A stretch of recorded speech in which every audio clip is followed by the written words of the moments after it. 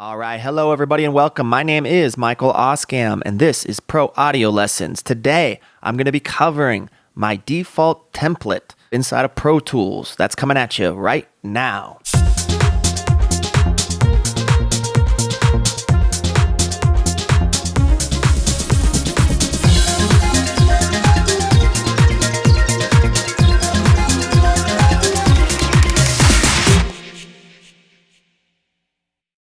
All right, thank you so much for tuning in today. As I mentioned, my name is Michael Oskam. You are watching a Pro Audio lesson.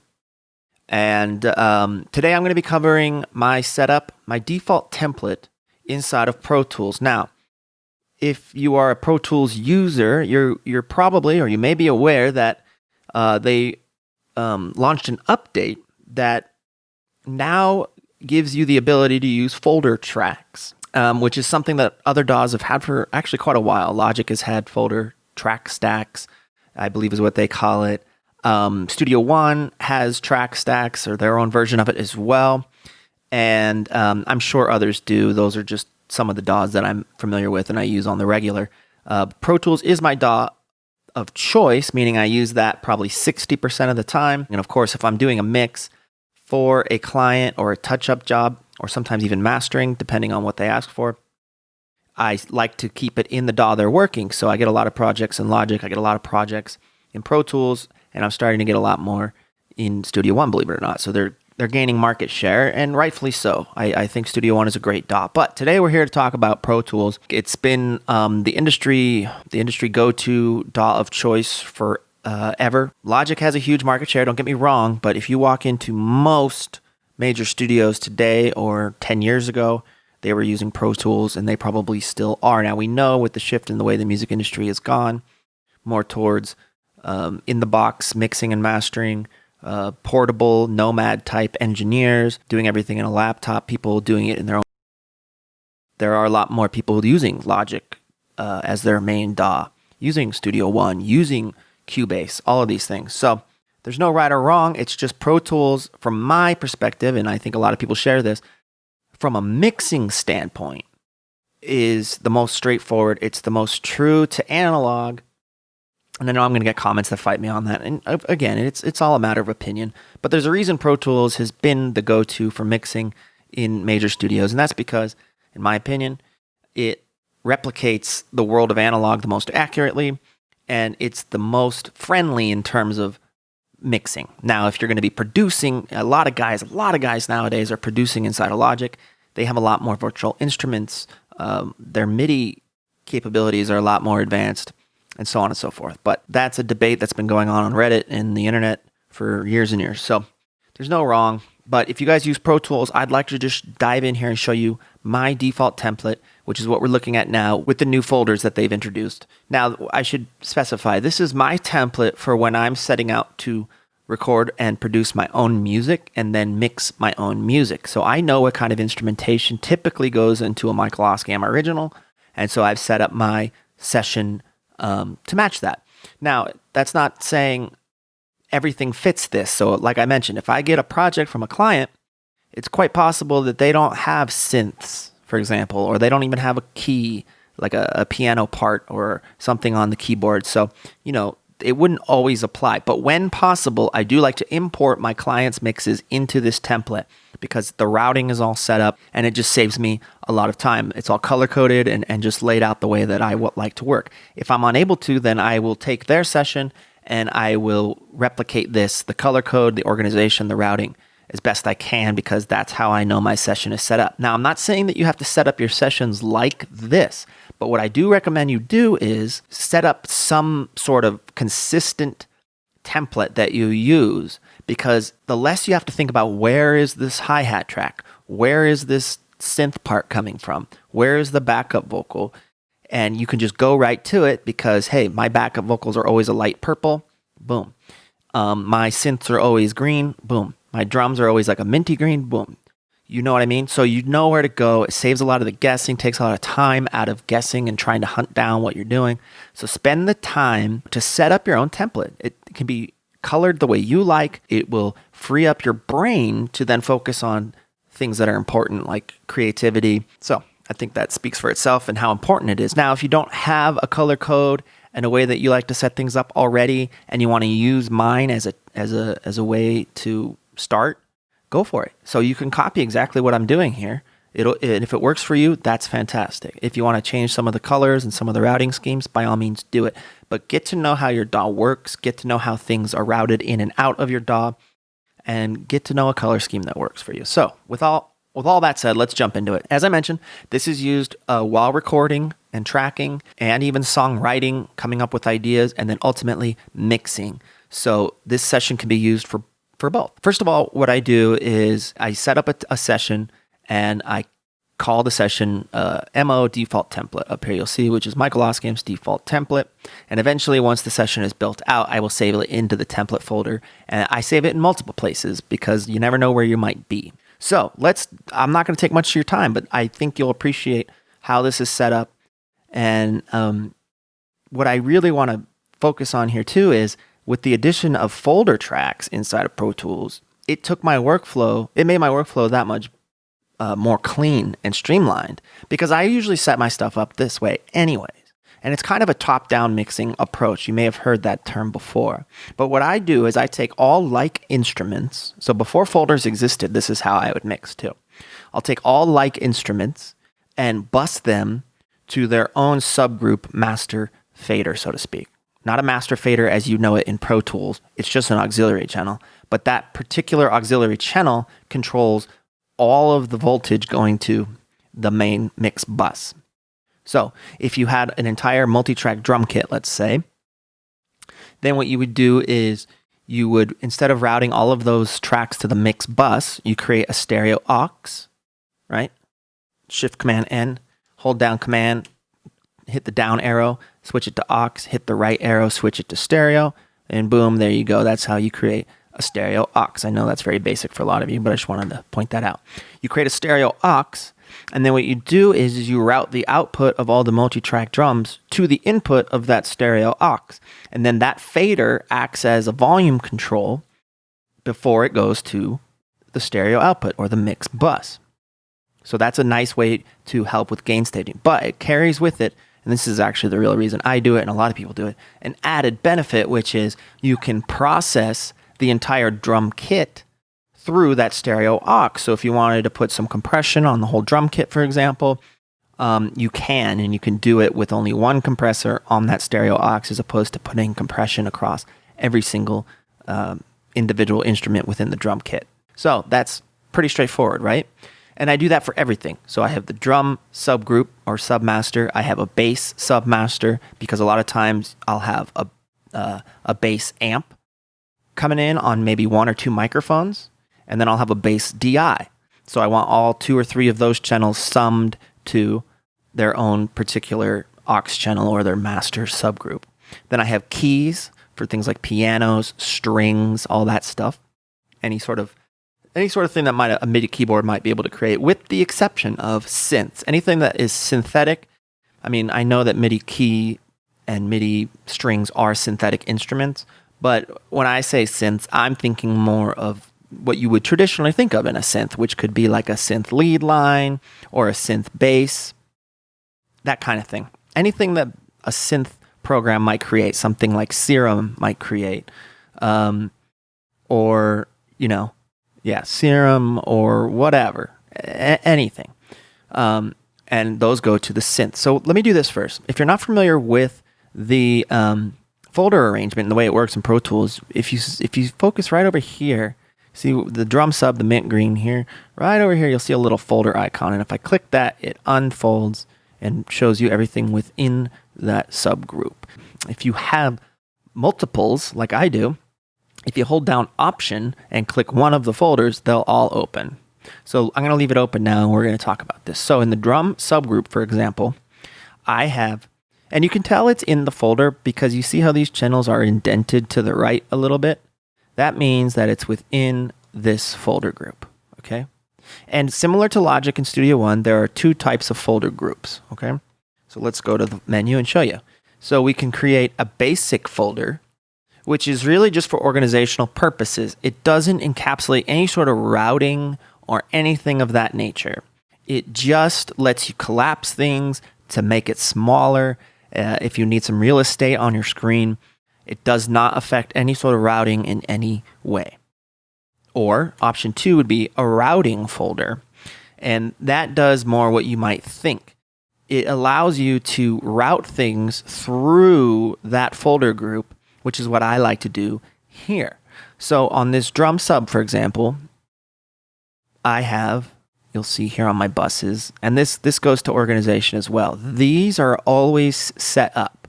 So if you create a folder track, let's say I did, and I named it drum sub, I would come into its input here, go to my bus menu, and click drum sub. Right? So it says that now. And then what you do, depending on what kind of track you want in your group, you create either an audio track or an instrument track if you're going to be using MIDI. In this instance here, most of the time, if not all the time, when I am writing a song, I will use Superior Drummer 3 along with either battery or some other electronic drum sound. So I always create 2 instrument tracks, a drums track, which will be for Superior Drummer, and an E-drums track, meaning electronic drums, which will be something like battery, some other native instrument percussion type stuff. And that's that. Now, that's only for the writing process. That allows me to go into Superior Drummer 3, lay out a beat that I might like for the song that I'm trying to, write or whatever it is.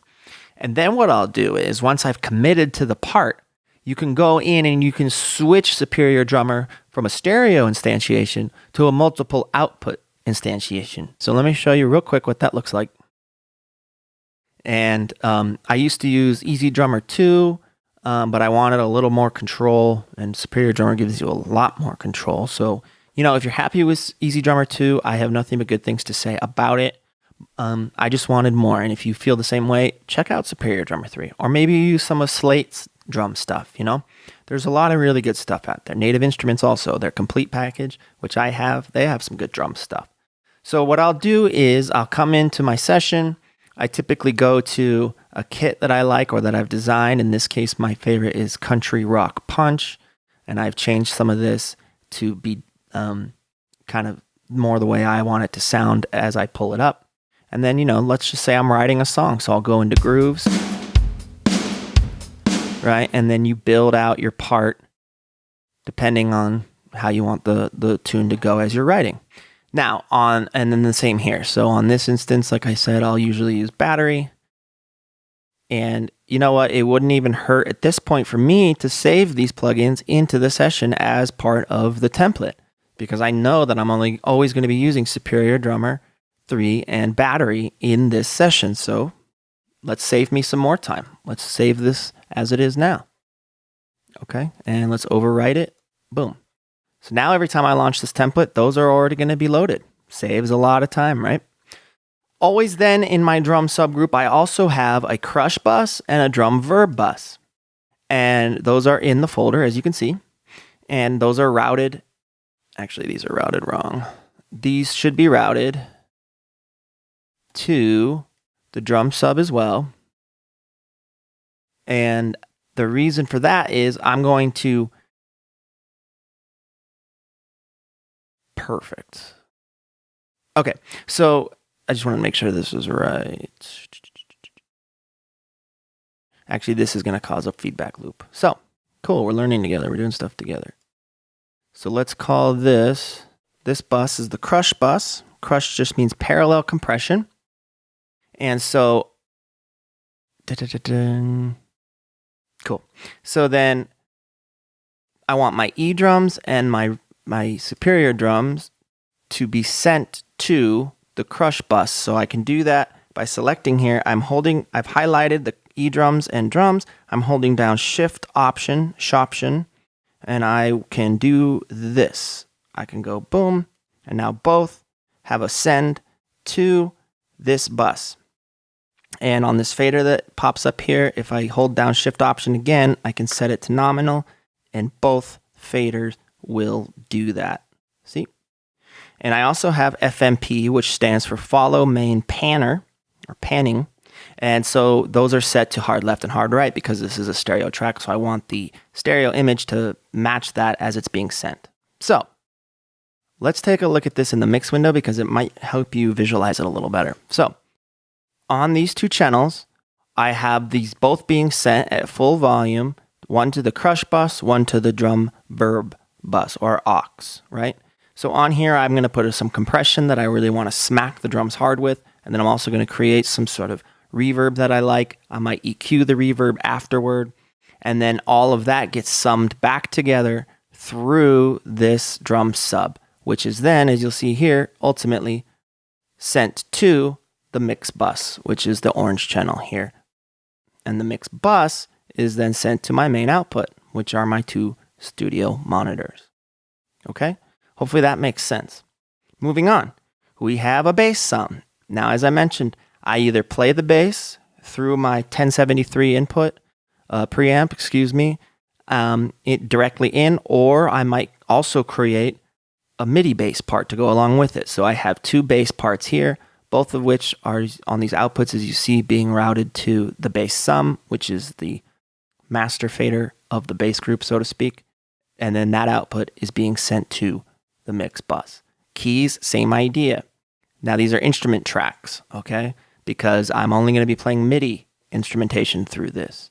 They're not MIDI tracks, they're instrument tracks. There's a difference.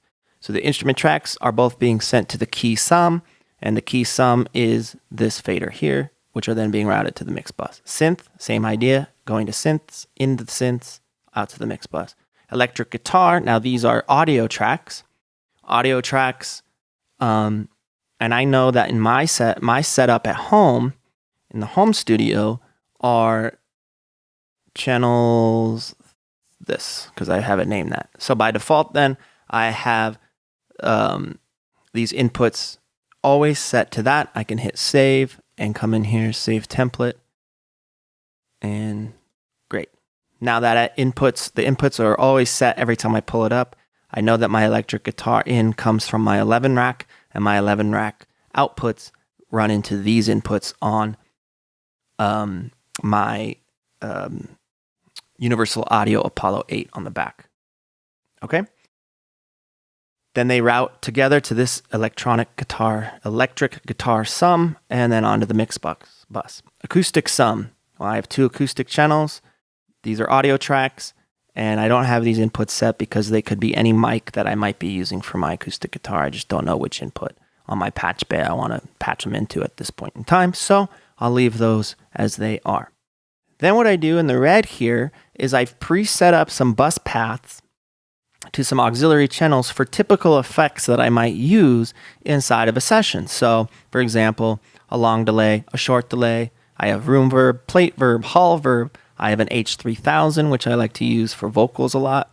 I have a slap delay and a parallel distortion channel. I may not use all of those, but having them all routed and ready to go when I need to, if I need to, is very, very, very beneficial and time saving. And then again, these are all routed to a bus called effects return. Through the effects return, it comes to the input of the master aux here, and then out to the mix bus. Then I have vocal lead. I set up 3 channels of audio channels just in case. I may do the lead, I may double it, and then I may do some ear candy, little lead vocal fill type stuff. Again, may not use it all, but I'd rather have it set up if I need it. And then people ask me sometimes, okay, well, you have 3 here. If you need a 4th channel, do you just create a new channel? Yeah, of course I do. But you can, because this channel is already set up, you can really simply just hit duplicate. And when you do that, you can choose what you want to mirror in this, including routing, and then you just rename it. So that's a big time saver. And then I have the background vocal group. I have 4 of them, and those are summed together and ultimately sent to the mix bus. Now, something that's interesting in this setup is something called the rear bus, and this is a technique that's been around for a long time, but it seems like people are just, I've been using it for a long time. It seems like people are just now kind of starting to hear this and understand it. If you know what parallel compression is, then you know what a rear bus technique is. All it is you see here from all of these master auxes here from all of the instrument groups. I have this send called the rear bus, right? And these are all sending at full volume. One thing that's important is you need to understand in my setup, I recommend doing it this way. All of these, the reason they're blue is because they're pre-fader sends. And what that means is this send level is not in any way changed or affected by these fader settings. So you use pre-fader sends a lot for creating headphone mixes and such because you want to be able to create a different balance being sent to, in this case, this rear bus, than the balance that these faders create. I hope that makes sense. So these are pre-fader sends, and they're going to essentially just another mix bus. And the reason it's called the rear bus is this technique was made popular on a console that had another bus set up in the master console or the master section of the console, because that particular console was routed for surround sound. So you would have, for example, the rear bus would be the 2 rear speakers, let's say, or the 3 rear speakers, or whatever it may be, depending on what kind of surround sound arrangement you have.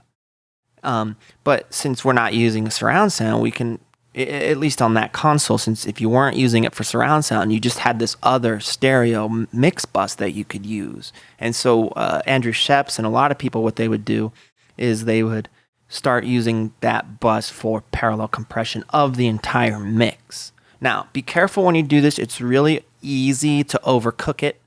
And parallel compression is a lesson for another time. But the idea is basically a rear bus is just parallel compression on the entire mix. So in this instance, I have a full volume send. And of course, I'll go in and adjust that once I'm in the mixing phase. But it's a full volume send to another stereo mix bus, so to speak, which then you'll see here is also routed to the mix bus. Okay? And you'll also notice here that this fader, even though these sends are at full volume, this fader is down. When you come in here like this, these are down, and that's because those are more mix time decisions. And so when I'm recording and I'm coming up with ideas or whatever, I don't want to have sends going everywhere and multiple outputs, and it's just too much. I may not use parallel compression, it just depends. So the faders are down until the time comes for me to use them. Similarly, there's nothing being sent to these effects right now. And that's because I don't know what I might want to send to a long delay. Those are all mix time decisions. And then I have a master fader. And this is a typical Pro Tools master fader. And you'll say, well, why do you have a master fader if you have a mix bus already? And I'll tell you why. If you didn't know this is important, especially for gain staging. The master fader in Pro Tools does not work like most channels, like the rest of the channels in Pro Tools. The fader level is not indicative of, it's a pre-fader fader. Let me explain what that means. So let's say in this instance, I'm routing everything to this orange mix bus here. Okay, I have my mix bus compressor on here, and maybe I'm doing whatever I need to do. Okay, people will say, well, why don't you put that on the master fader instead? It's because I don't like the way that this fader behaves in Pro Tools, and here's why. Let's say I put my mix bus and everything on a master fader, okay? But then my output is too hot for whatever reason, and I decide I want to bring down my master fader. Or let's say you did gain stage correctly, but the end of your song has a fade. Or you like to automate in the choruses for the whole mix to come up 3 dB and then during the verses to go back down, right? You would maybe want to automate the master fader to do those jumps. Makes sense. But here's the problem you don't know you're going to have. This fader controls the level going into these plugins at the top. So if you have your mix set, your compressor is working at just the right amount, whatever, all of your mix bus settings are working appropriately at the level that the audio is hitting it, and then you bring this down 3 dB during the verses, well, you've just turned down the level going into your compressor and all the other effects 3 dB, which is going to throw off everything. And a lot of people don't know that. I don't know why Pro Tools has it set up that way. There's no way to change it. There's no way to change that I know of. Maybe I'm wrong, but there's no way to change the behavior of a master fader. So I, a long time ago, decided instead of using master faders, I create just another stereo aux and I call it my mix bus and I route everything to that because auxes in Pro Tools work the way you would think, top down. The audio signal comes in, hits all of your processing, then you control the output with this. This level will not affect the amount of sound or volume going into your processing, which is the way you would think it would work, right? So then you say, well, why do you have a master fader at all? Well, if I'm working on a mix and let's just say I made a mistake in my gain staging and things are coming in 5 dB too hot, I don't want to go back because if you've tried this, you know this does not work. You can't just select all of these faders and bring them all down 5 dB. It screws up everything. So what I do is I just bring down my master fader because I know that this is affecting the level of everything going into my mix bus in this instance. So yes, I may have to go back and retweak my mix bus processing, but that's a lot better than having to go back and move every fader down 5 dB and then try to get it to rebalance and all that stuff. So that's why I have a master fader in my session and I only use it as a pad, so to speak, before my mix bus. Okay? Hope that makes sense. So this is my template for when I'm writing, creating, and then I start to mix. I may add things to it as the mix calls for, but this is a really good jumping off point for me. And one thing I do always add as I'm nearing the end of a mix is I will add VCA faders because I have an Avid Artist Mix controller in front of me, which has 8 faders on it. So I will set up VCAs for these groups. In this instance, it would be 1, 2, 3, 4, 5, 6, 7, 8, 9. I don't want my mix bus on my fader, on my artist mix. So this is 9. I have 8 faders. So what I would probably do is create a VCA that controlled both the key sum and the synths, for example. Or I might leave the effects return master off and just be balancing the volume of the instruments. That's probably more likely what I would do. And that way, if you're not familiar with what that might look like, let me just do it for you real quick. So what we can do is we can create DCA Masters. We can create 8 of them. And then what you can do is, all you have to do is, let's say, these aren't grouped yet. Right. So all you have to do is select everything here, hit Command G, which creates a group. We'll call this drums. We want to make sure mix and edit is selected here. And then we want to make sure solos and good, mute and perfect. And then you can assign it a letter if you want, like D for drums would make sense, right? And you see this VCA none? That's fine. Leave it like that for now. Click OK. You see this red bar here that was created above that? So that's a group that I've created. Now what I can do is I can come over to VCA1. I can call this my drum VCA, right? Come up here, select group, drums, and now this fader is going to control the whole balance of my drums like that, okay? Now, typically what I like to do is I like to just have the VCAs control the master of the group.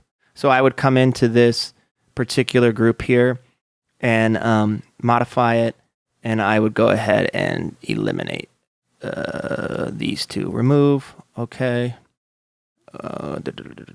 Yes. So here I would just be controlling, you see I move this up and down and this moves up and down. So when I am putting the mix together at the very end, it'll have a drum VCA, a bass VCA, a key VCA, a synth VCA, an electric guitar VCA, an acoustic guitar VCA, a Vox lead VCA, and a background vocal, some VCA.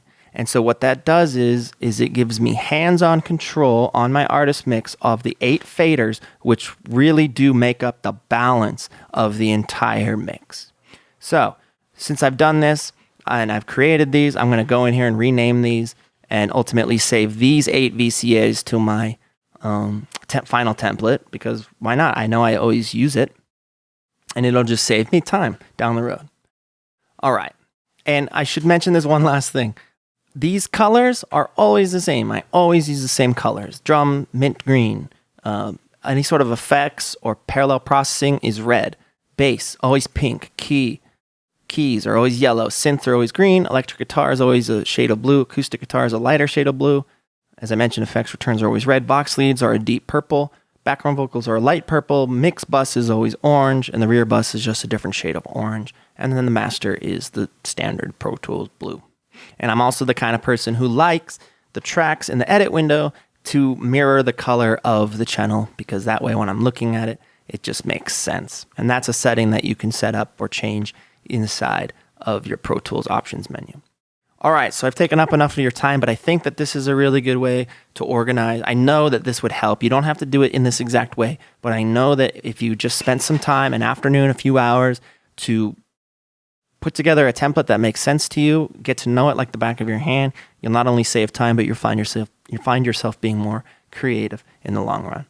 So, thank you so much for watching. As always, if you haven't already, please subscribe. Throw this video a like if you liked it. And I'd also like to take this moment to just thank you all for watching. And if you wouldn't mind, or if you're interested in supporting the channel, you know, these videos take a lot of time, effort. And we have started a Patreon just to have you guys have a place to help out if you'd like monetarily. And it's not for nothing. If you go to the Patreon, it's patreon.com/ProAudioLessons. You'll see a couple different levels that you can donate at. And there's a lot of really good stuff that you can get from it. Not only do you get these videos for free on YouTube, but there's a bunch of stuff, bunch of videos, more in-depth stuff that you get at Patreon. And I create new content, at least one video every week. And these videos go very, very far in depth, far more than I do on YouTube. Because I feel like if you've gone to Patreon and you've paid the money, then you must be very serious about the art of mixing and mastering. And so you're going to want to spend the time to go in depth on these things. So I put a lot more content into those videos that'll really get you thinking and ultimately make you a better mix engineer, an audio engineer in general. So check it out, patreon.com/ProAudioLessons. As always, thank you so much for watching. More videos coming your way soon, and I hope you're all doing well and stay well. Thank you.